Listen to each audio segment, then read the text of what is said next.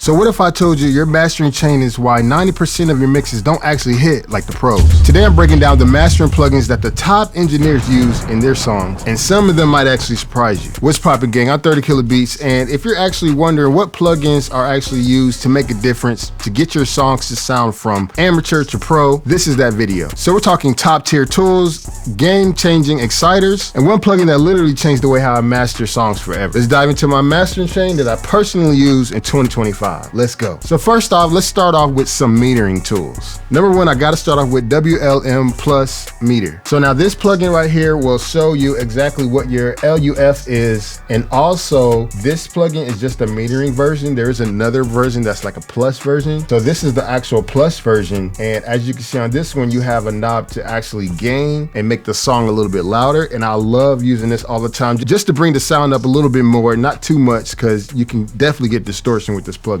You can change what numbers you want to target as far as your LUF. I normally just throw it up all the way to 9 and just turn it up just a little bit. So another plugin that I recommend for mastering is another plugin that's actually free, but I do have the paid version, and that's called Ulean Loudless Meter. And this one is so great for just knowing a little bit more information about, you know, all the targets that your song is hitting, and you know, that gives you a little bit more information on everything else that you need to know. And it also has some really great presets in there as well, which you can use to try to figure out if you're uploading on Netflix or YouTube or whatever platform you're uploading to. You can get your music to be as loud as it needs to be depending on where you're uploading to. And the way how you do that, you just go down here to default and you have all these options on where if you want to upload to. So for example, Netflix, they require a lower LUF. So, you know, there you go. The next plugin that I'll add on my mastering chain is actually EQ. And it doesn't matter what type of EQ you use as long as you have a lot of bands to actually adjust. So I personally like using the Q10 from Waves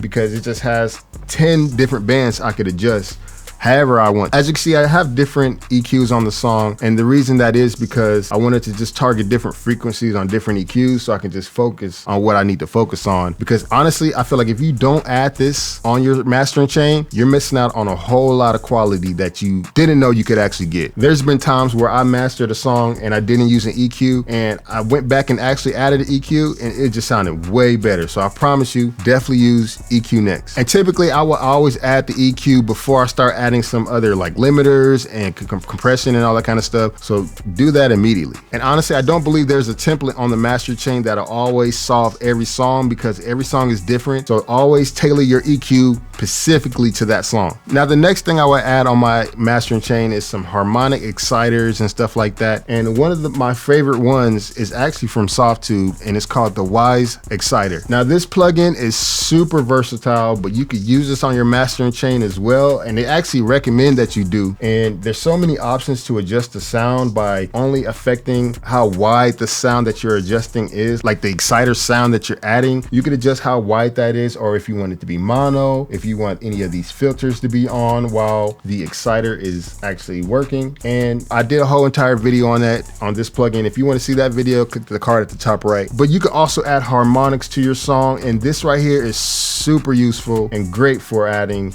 into your mastering chain. Now, this next plugin is not necessarily a mastering exciter, but it does get your songs to get extremely loud, like literally like the pro level. So this plugin is called GC2, and it's actually like kind of not known as much as you may think, but literally all you do is just turn it up and you can mess with the density knob, and it gives you your LUF right here at the top. And I love the way how this thing sounds, and it actually gets my song sounding louder than any other plugin, but it does it in a really good way. So I'll show you that as well. So I'll start off low and then I'll bring it up. Baby, come slide with me. Homicide with me. Come and get high with me. Ride the diamonds and die with me. If I told you to pull it, would you be there? I love it better with you right here. Told you to pull it, would you be there? I love it better with you right here. Love the nails on your toes and your sandals. She not coming with what I can't handle. Keep it lit like we lit up a candle.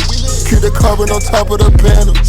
So I really love using this density knob on my mastering chain because it just helps with just adding a little bit more character and flavor to the overall mix. So I highly recommend using GC2 for your mastering chain. Definitely worth it. Now the next plugin I like adding in my mastering chain is Ozone Imager. Now the reason I like adding this is because this right here can definitely help with making sure that your song sounds completely full. And on top of that, I kind of actually use it to make sure that some of my frequencies are actually jumping out like they should. And let me show you how to do that. So as soon as you open up this plugin, you can actually pick, where you want these frequencies to actually start working at. And so what I did for this song is actually turn down my lows and then bring up some of the highs. You can see when I turn this off that it actually sounds more dull. Then when I turn it back on, it brings some of those frequencies back out so you can kind of hear exactly what's in the song. Let me just show you. So this is off. Baby, come slide with me. Homicide now on. Come and get high with me. Ride the diamonds and die with me. If I told you to pull it with you, then I love it better with you right here.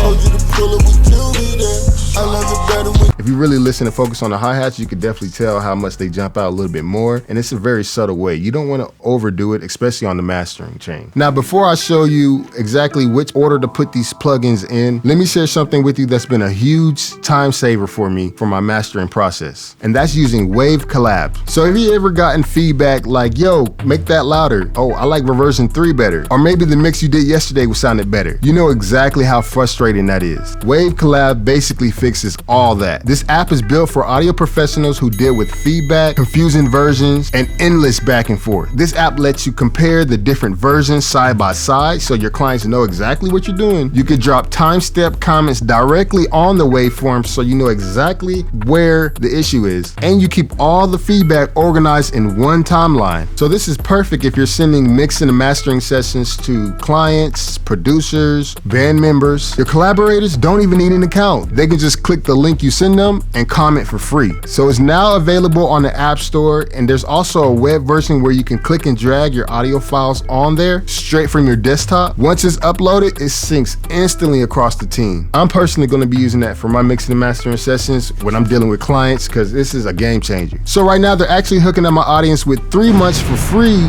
with the basic plan. All you do is go to settings, subscriptions, then go to basic plan and then hit redeem. And then make sure you use the code 30 kilobeats. But you better hurry, so only 500 codes will be available, so download this ASAP. There will be a link in the description. Now back to the mastering chains.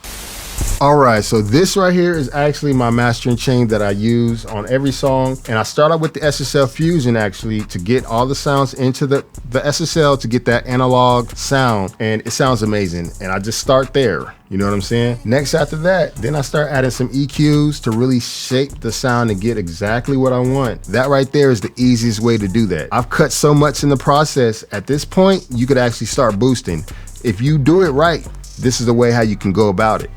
Now, after I do the EQ, then I add the WLM plus to get it to a louder level. Then I also monitor my levels a little bit to see where I'm exactly hitting. Make sure I'm not really distorting the sound. Now, after that, then I'll add the Wise Exciter plugin to really get it to a brighter sound, make it sound more exciting, and get a little bit more of that dullness out of there to make it sound a little bit more crispy. Right after that is the Ozone Imager to spread it out a little bit more. And also I might actually add this one too as well, the Type A Exciter plugin. Just because of these bands right here, I could really actually adjust how it's exciting the actual master of the sound. And honestly, I don't use a lot of it as well. As you can see, I use like 5% of that. So, you know, this is just a little touch on the sound. Next will be the GC2 to get it to a maximum loud level possible, to get it to the industry level loudness, which is probably like around -6, -7. If you can get it louder than that, the lower the number, the louder. But you know, don't always think the louder the better, because you know that you can actually hurt some of your dynamics in your song. So you got to be careful how loud your song actually is. And then the last plugin I'll add is the U-Lean meter to just honestly make sure I can check and see where my true peak meters are, my short-term max is. Basically, I just want to make sure I see every information possible from different plugins to make sure they match up up and make sure I'm at the exact number that I need to be hitting at, so it's extremely loud. So to recap, mastering isn't about using every plugin possible. It's about using the right tools in the right order, and you could take this order as well or flip it depending on your song, and it's all about trial and error. You never know. And you have to make the best choice based on the actual song, not based on someone else's template, someone else's anything, based on the actual song that you're actually mastering. Don't sleep on the Wise Exciter plugin. Don't sleep on Ozone. It's still dope for mastering. And don't sleep on Wave Collab as well, because it's going to be super great for mixing and mastering clients' work, so you can get that feedback instantly and in an organized way. If this helped you level up your mastering chain, hit that like and comment down below. What plugins are you adding in your mastering chain this year? Make sure you subscribe if you want more content like this. Make sure you add me on Instagram, TikTok, and X. And YouTube says this video right here is the one you need to be checking out. It's probably about mixing. It's probably about some gear. You might want to check on this ASAP. It's a great video, I promise you.